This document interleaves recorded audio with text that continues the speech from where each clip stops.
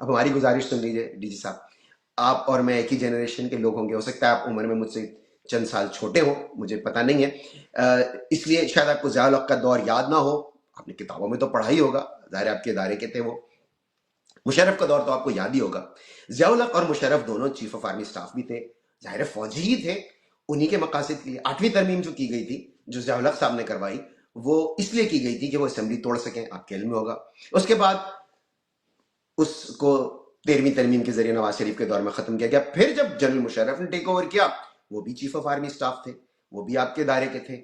उन्होंने आकर फिर वो तरमीम ले ली, और फिर उसको जो जनरल मुशर्रफ ने की थी, उसे बाद में 18वीं तरमीम के जरिए खत्म किया गया जब पीपल्स पार्टी की हुकूमत थी। तो फैक्चुअली आपकी बात दुरुस्त नहीं है, अगर मैं जान के मान पाऊं कि फौज ने अपने मकासद के लिए सिर्फ एक तरमीम करवाई है। देखिए, मौजूदा भी जो 26वीं तरमीम है, जाहिर है वो भी इसीलिए की गई कि अदालतों को पूरी तरह से मुनहदिम कर दिया जाए, क्योंकि जब 27वीं तरमीम आएगी तो उसको कोई चैलेंज ना कर सके, और 27वीं तरमीम में जाहिर है कि इस तरह के आपके मकासद थे। अच्छा, अगर हम थोड़ी देर के लिए बात मान भी लें कि आपने सिर्फ एक ही तरमीम करवाई, तो ये एक तरमीम भी बहुत ज्यादा है।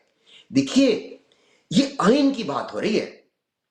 अगर FIR ना, वो जो हेड मुहर्रिर होता है थाने में बैठ के जो FIR लिखता है, अगर उसमें भी कोई अपनी मर्जी किसी फरीक को फायदा देने या नुकसान पहुंचाने के लिए उसमें कोई रद्दोबदल करे ना, वो भी जुर्म है।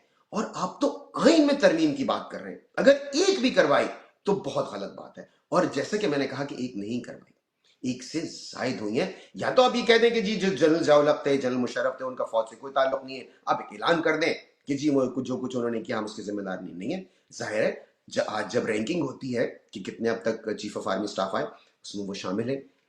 आफ्टर रिटायरमेंट जो भी कुछ मराहत होती हैं,